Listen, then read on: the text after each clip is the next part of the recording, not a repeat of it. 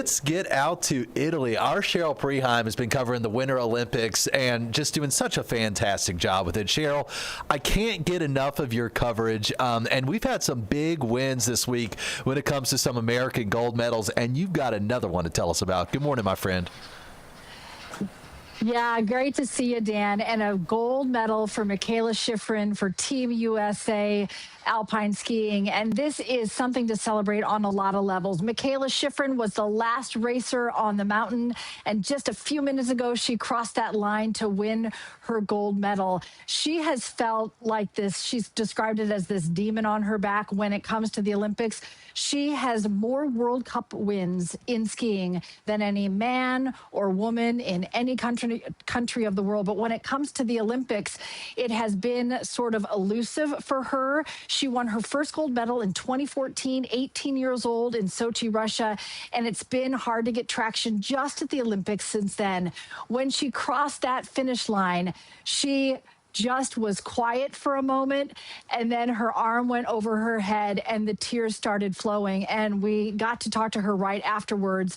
And in that moment, she said she was thinking about her dad. She felt the pressure. She knew this was the moment, and she said, you know what? I want to have, in her words, a spiritual experience. Her dad passed away unexpectedly, pretty tragically, about 6 years ago. He was with her mom, kind of their go-to, like, he did the analytics, he took all the film, and they'd break down film, and her mom would ski with her. So such a big part of her skiing life. She said she felt him in the minute down the mountain, and she said, this feels so big for me. I did the right thing at the right time, and Mikaela Shiffrin wins gold for Team USA. Dan, there's so much to this story. She's been so open, so raw, so real about her mental health journey, especially losing her dad, and these intrusive thoughts, as she talks about, that come to her sometimes in the start gate. She had a horrible ski accident about a year ago where actually one of the gates impaled her, and she fought back from that. So a remarkable story and a remarkable win for Team USA, Mikaela Shiffrin. It's really incredible, the adversity some of these athletes have overcome. And kudos to you, Cheryl, again, for telling the stories behind the names and really humanizing these athletes. And no better example, by the way, than this week, Alana Meyers Taylor. The stories you told with her allowed us to love her and to just be so proud of the gold that she's taken home. Back to Georgia. Yeah, no doubt. Georgia's golden girl. I just love saying Olympic champion, Alana Meyers Taylor. And there's so much to her story. And one is that it's all about not giving up. And maybe somebody's heard this, and if they have, it's worth repeating that I sat down with her at the last Olympics, and she said, this is it for me. You know, it's been a great run. I'm the most decorated Black Winter Olympian, something that she's like, I never thought was possible. And it's been great, but I think I'm done. And then she decides, nah, I think I'll come back. And at the last Olympics, when she won 2 silver, she didn't even know it, but she was pregnant with her second son. And after Noah was born, she had this feeling like, I want both of my boys to see their mom pursuing her dream, pursuing goals, showing them through demonstration that you can do the hard stuff if you don't quit. And so she decided, let's just give it another go.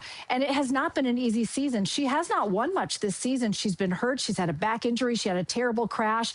It's been kind of fighting against the wind. But in the moment she needed it, she drew on 16 years of Olympic experience and everything in her that knew she could be there in the moment. And when she won, Dan, it was like all of those things coming together in that moment. And you could see in the podium when she was there with Nico and Noah, who are deaf, and she signed Mommy One. You could see how much bigger it was. And I think one of the most beautiful things I've been watching play out all around the world in the day and a half since she won is even the deaf community, the American Sign Language community, rallying around someone in that position, in that moment, using sign language. And it's opened a conversation that makes so many people feel included in that Olympic moment. So there's so many layers to this story, but it all started in Douglasville, Georgia, a softball player who wanted to be an Olympian, but they took softball for women out of the Olympics. And she said, well, I guess I need to pivot and pick something else. And she picked bobsled. And then she is the bobsled legend. And it's so funny, Dan, in the press conference, I talked to her over Zoom right afterwards. I said, I talked about how significant it is for her to be the most decorated Black Winter Olympian and how she's really wanted to diversify Winter Olympic sport and bobsled. And she's like, oh, yeah, I'm still recruiting. So if we have any college athletes out there, hit me up, send me a DM. I got to talk to you. So she's always working for kind of the greater good in lots of different ways. What a great role model. We have not heard the last of her. I am sure of it. Cheryl Preheim, live from Italy. It's 3 o'clock there, so go enjoy a pizza and enjoy the games today. We appreciate you. All right. Thanks a lot, Dan. Great to see you. You too, Cheryl. Bye.